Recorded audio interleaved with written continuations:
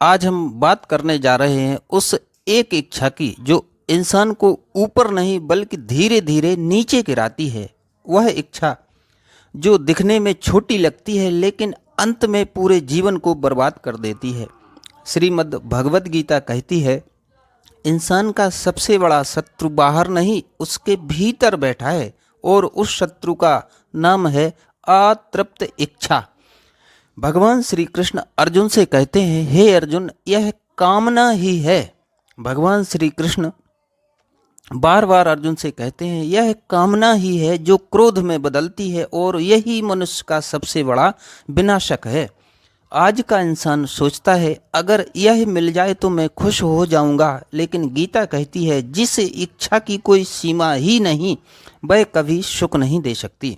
वह एक इच्छा कौन सी है? वह इच्छा है और ज़्यादा पाने की इच्छा, पैसे की इच्छा, सम्मान की इच्छा, शक्ति की इच्छा, भोग की इच्छा और दूसरों से आगे निकलने की इच्छा। समस्या इच्छा नहीं है, समस्या है अतृप्त इच्छा, और जो पूरी होने के बाद भी और मांग करती रहती है। गीता कहती है, आग में घी डालने से आग बुझती नहीं और भड़कती है। ठीक वैसे ही इच्छा को पूरा करने से इच्छा समाप्त नहीं होती। आज इंसान के पास घर है, खाना है, कपड़े हैं, साधन है, फिर भी मन कहता है बस थोड़ा और। यही थोड़ा और इंसान को बर्बाद कर देता है। श्री कृष्ण स्पष्ट कहते हैं, इच्छा से क्रोध पैदा होता है। जब इच्छा पूरी नहीं होती तो क्रोध जन्म ले लेता है। क्रोध से विवेक नष्ट होता है और विवेक नष्ट होने पर इंसान अपने ही विनाश का रास्ता चुन लेता है।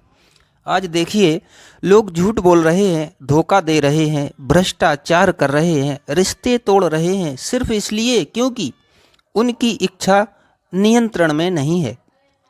एक इंसान सोचता है बस थोड़ा और पैसा, और फिर वह ईमान छोड़ देता है।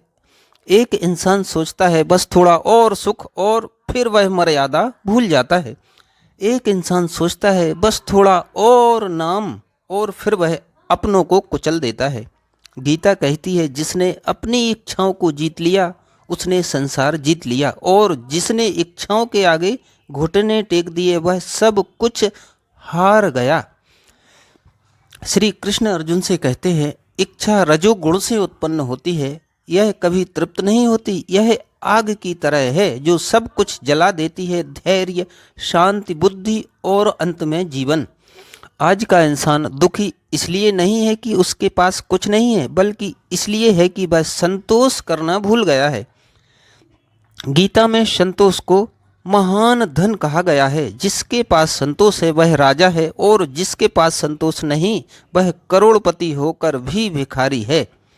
एक बहुत गहरी बात भगवान श्री कृष्ण कहते हैं, जो इंद्रियों के पीछे भागता है वह खुद पीछे रह जाता है। आज इंसान आँख जो देखे वही चाहता है, कान जो सुने वही पाने की इच्छा करता है, जीभ जो चखे वही बार बार मांगती है। इंद्रियां मालिक बन गई हैं और इंसान गुलाम।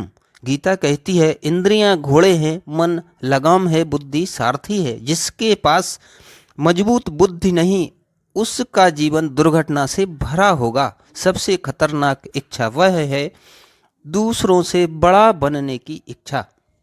यह इच्छा तुलना को जन्म देती है। तुलना ईर्ष्या बनती है और ईर्ष्या घृणा में बदलती है, और घृणा इंसान को भीतर से खोखला कर देती है।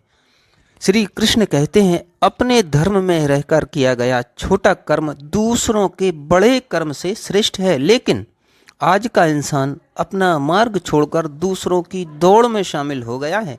यही वह एक इच्छा है जो इंसान को बर्बाद कर देती है। बिना रुके और बिना समझे और ज़्यादा पाने की इच्छा। अब समाधान क्या है? गीता समाधान भी देती है। श्री कृष्ण कहते हैं, इच्छा को मारो मत, उसे समझो, उसे नियंत्रित करो। कर्म करो लेकिन फल की लालसा छोड़ दो, कर्तव्य निभाओ लेकिन अहंकार छोड़ दो। जिस दिन इंसान मुझे और चाहिए की जगह जो है वह पर्याप्त है कहना सीख लेता है, उसी दिन से उसका दुख कम होने लगता है।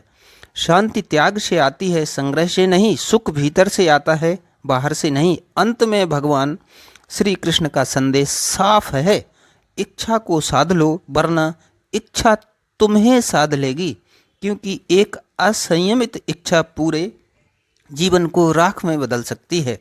जय श्री कृष्ण मित्रों।